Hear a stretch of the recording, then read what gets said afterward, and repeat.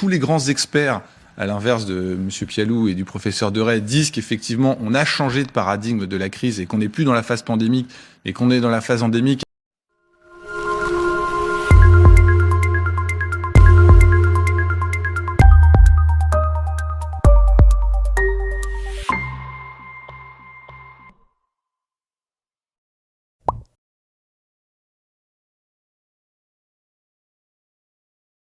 On va peut-être d'ailleurs écouter du côté de la Nouvelle-Zélande ce que ça a donné. The return to zero is incredibly difficult, and our restrictions alone are not enough to achieve it quickly. In fact, for this outbreak, it's clear that long periods of heavy restrictions has not got us to zero cases. Mais c'est intéressant parce que d'ailleurs la Nouvelle-Zélande avait utilisé l'arrivée du variant Delta pour dire qu'il sortait du zéro Covid. Et en général, les pays, quand ils savent qu'ils se sont trompés, ils utilisent le fait qu'il y a un nouveau variant pour dire avec ce variant, on ne peut plus le faire. Et c'est un peu ce que font aussi les différents pays comme le Danemark et la Grande-Bretagne. C'est-à-dire que Omicron devient aussi finalement le moyen un peu scientifique de justifier le fait qu'on ne peut plus rester comme ça avec ces restrictions aussi lourdes dans une population largement vaccinée, avec un virus qui a un taux de létalité qui est assez faible. Donc je ne sais pas comment ils vont s'en sortir, mais je pense qu'ils devront trouver un moyen pour justifier auprès de leur population le fait de ne pas rester dans le zéro Covid, ou alors c'est simplement de la folie dans laquelle ils vont s'entêter, je ne sais pas jusqu'à quand. C'est vrai que je me rappelle qu'en 2020, il y avait beaucoup de scientifiques qui disaient mine de rien, la Chine quand même, avec sa dictature, ça marche bien en cas de pandémie, et c'est quelque chose qu'on a longtemps entendu et qu'on a entendu jusqu'à la mi-2021. Je disais encore tout à l'heure des personnes qui disent, bon, après tout, ils ont des cas, mais très peu. Eux, ils en ont très peu. Voilà. Oui, donc c'est encore aujourd'hui l'écho que ça peut avoir. Non, mais en fait, Corée du Nord aussi. Ce qui est très intéressant, c'est à quel point les gens veulent croire. Ils n'imaginent même pas tous les effets collatéraux que ça peut avoir. Alors c'est évident que ça doit être terrible. Je pense qu'on ne saura jamais, mais cette stratégie, elle a dû écraser des tas de gens. Ces confinements encore aujourd'hui qui durent une semaine, où il y avait des policiers qui étaient devant les maisons pour empêcher les gens de sortir et qui leur apportaient des rations de choses à manger. Et ça, on le sait. Et ça n'empêche pas certaines personnes de défendre quand même cette stratégie. Et ça montre qu'en fait, ça n'en finira jamais. Il y aura toujours des gens, théoriquement, pour défendre des choses qui sont indéfendables. Et je pense que ce qui restera de cette crise, c'est que c'est extrêmement important que le débat puisse exister. Et vous savez, il y a une partie de la communauté scientifique qui fait des colloques, d'ailleurs, qui sont parfois un peu confidentiels, et qui essaye d'imposer l'idée que ce qu'il faut, c'est se mettre à censurer certaines paroles. Et qu'on ne veut pas entendre ça, on ne peut pas tolérer entendre ce genre de discours. Vous parlez de vous aussi.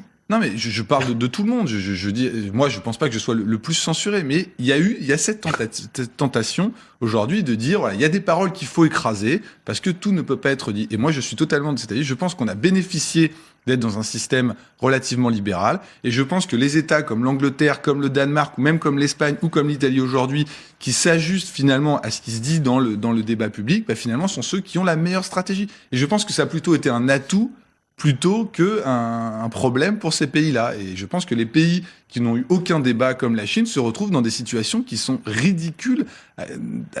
Enfin, aujourd'hui, on peut à peine comprendre ce qui se passe. C'est simplement parce que personne ne parle et on continue dans cet effet d'engagement. Bon, Martin Blachier, c'est votre moment. Est-ce qu'on acte la baisse? Est-ce que l'hypothèse de l'amorce d'une décrue se confirme, même si, encore une fois, le nombre de cas est à des niveaux jamais vus avant l'arrivée, fin 2021, d'Omicron?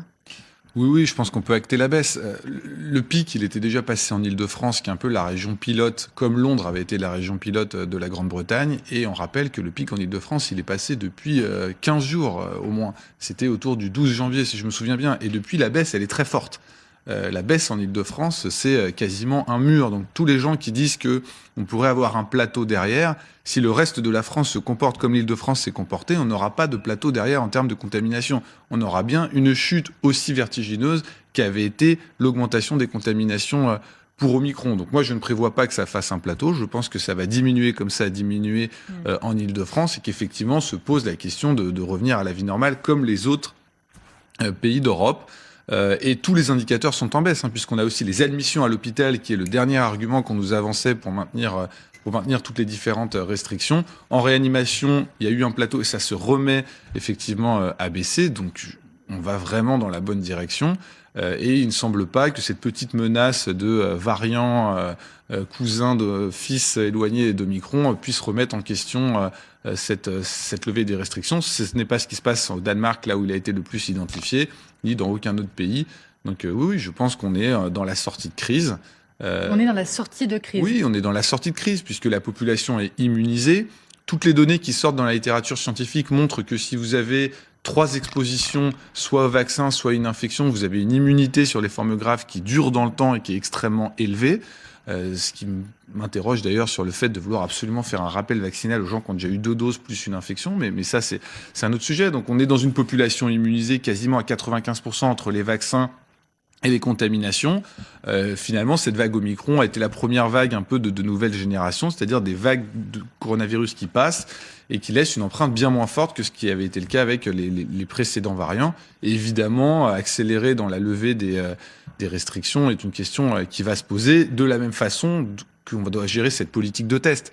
Puisqu'en fait, la plus grosse mesure de restriction, c'est ces mesures d'isolement qu'on doit avoir alors qu'on est asymptomatique et qu'on s'est simplement testé positif, plus le problème des écoles. Je rappelle qu'on lève le masque à l'extérieur pour tous les adultes à partir de mercredi et qu'on va continuer de demander aux enfants de porter le masque dans les cours de récréation. On va revenir sur le calendrier des restrictions. Qui paraît incroyable. Mais en ce qui concerne les décrus confirmés ou pas, vous savez que tous les professionnels de santé ne partagent pas forcément votre point de vue régulièrement sur le sujet. Acheter des lunettes alors, parce qu'une courbe, normalement, elle ne ment pas. Vous allez écouter d'abord peut-être ce qu'ils ont à dire, les professeurs de Ray, professeur Pialou. Ils semblent aussi un peu parler peut-être de vous. Vous nous direz ce que vous en pensez. C'est pas la première fois qu'on nous vend que c'est la dernière saison, mais comme ça marche bien, on nous fait une saison suivante. Souvenez-vous, Alpha, pas de deuxième vague, pas de troisième, et Delta devait être la dernière. Eh bien non, ce sera Omicron la dernière. Et d'ailleurs, comme toute saison qui se tient, il faut qu'il y ait un schéma narratif. Alors le schéma narratif, maintenant, il est simple. On nous vend l'immunité collective, et on nous vend évidemment aussi que les virus deviennent de moins en moins dangereux. Aucune de ces 2 assertions n'est prouvée. Il y en a, y compris d'ailleurs sur ce plateau, qui nous expliquent qu'il faut arrêter de tester, que c'est un rhume. C'est vrai que ça va décroître, mais c'est vrai que chaque fois qu'on libère un lit, on remplace par un malade. Il faut être clair. On a encore quelques semaines difficiles, surtout à l'hôpital. Et des croissances. Et c'est pas le moment de lâcher le dépistage, de lâcher les gestes barrières. Martin Blachier.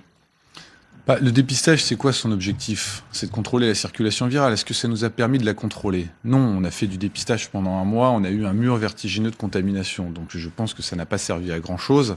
Et si on me défend le dépistage, il me faut des chiffres, il me faut des faits, il suffit pas de faire des déclarations d'intention. Quant à la déclaration du professeur Deray, c'est pas on nous fait un storytelling, il présente ça comme si c'était simplement un délire de certains. C'est l'OMS, c'est toutes les instances sanitaires, c'est tous les plus grands scientifiques qui travaillent sur les virus, qui vous disent qu'effectivement, cet Omicron est probablement le symptôme d'une sortie de crise, de passer en phase endémique. Donc si lui, il a les arguments pour aller à l'inverse de toute la communauté scientifique sérieuse, qu'il apporte des chiffres.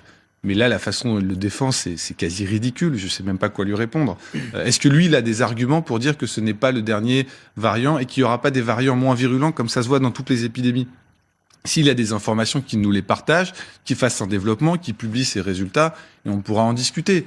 Mais là, c'est une prise de position qui n'a pas grand intérêt. Dans ceux qui appellent un peu à la prudence, il y a plusieurs arguments. De dire, par exemple, là, on est aujourd'hui en train de se dire potentiellement la décrue est amorcée. La semaine dernière, sur ce même plateau, on parlait de records de contamination et on se demandait pourquoi la France enregistrait de tels records. La semaine dernière, sur ce plateau, on disait qu'il y avait un record, qu'on retombait, sur des caps d'hospitalisation à 30 000, qu'on a pu voir peut-être que 4 fois au travers de cette crise. Autre argument, c'est de dire oui, l'immunité, elle est peut-être plus forte, on est peut-être plus vacciné, mais on continue de mourir.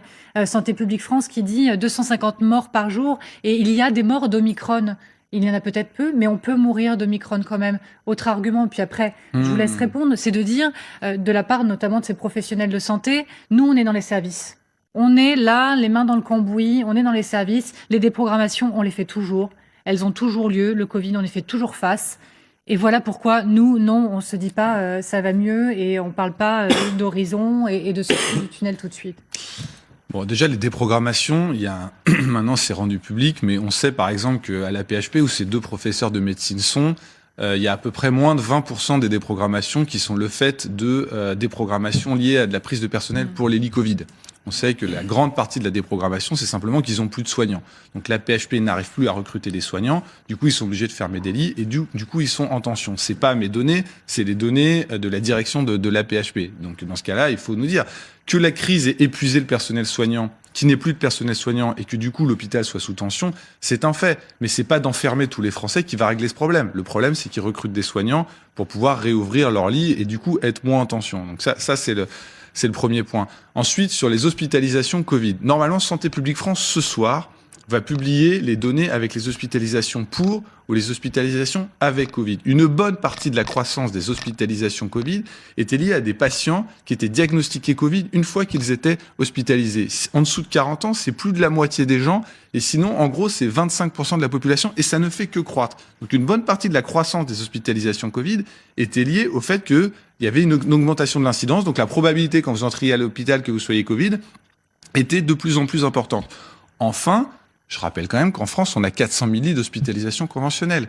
Et donc, si vous enlevez les gens qui sont avec Covid, vous avez moins de 3% des lits. Qu'on m'explique comment le système de santé français peut être mis en extrême tension par 3% de lits qui sont occupés par des patients Covid. Donc, si tout ça, ils arrivent à lever ces objections, à ce moment-là, je veux bien dire qu'effectivement, le Covid met à plat le système de santé français, mais peut-être que de la vue du professeur Pialou, qui est dans un service spécifique Covid, il voit les choses de cette façon-là. Mais moi, quand je regarde les chiffres, je ne peux pas expliquer ce discours. C'est aussi le discours de chef de service des urgences, pas seulement d'unité Covid, pas seulement en réanimation, mais vous voyez bien, après, je vous laisse vraiment tous entrer dans la danse, mais ceux qui disent on n'a pas la même perception de fait, parce qu'on n'a pas les mêmes conditions, on vit pas le même quotidien Covid, et qui disent que le conditionnel ne ferait pas de mal, qu'il ne faut pas aller trop vite. Est-ce que vous le ressentez, vous le comprenez, ça ?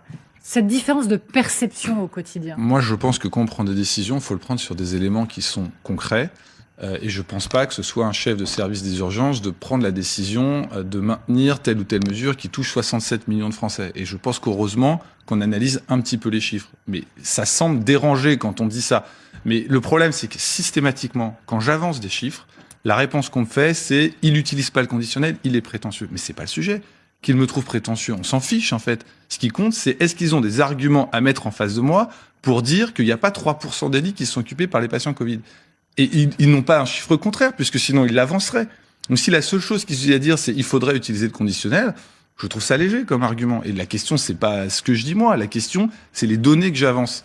Martin Blachier, est-ce qu'il faudrait penser à accélérer, comme au Danemark, ce calendrier pour la France? Il faut enlever le masque dans les cours de récréation. Ça, c'est votre message phare. Je vois pas comment, à l'issue du Conseil de défense de mercredi, ils ne peuvent pas lever cette mesure. Je vois pas comment c'est défendable. Enfin, les adultes vont l'enlever à l'extérieur. Les enfants, ils peuvent avoir quelques moments de respiration à l'école et ça n'a aucune justification épidémiologique. Donc pourquoi garder cette mesure, même si ça va peut-être pas faire plaisir aux professeurs? Je pense que c'est quelque chose qu'il faut faire simplement parce que il le faut pour les enfants, quoi. Et ça n'a aucun sens. Donc au moins cette étape-là. Et pour les autres?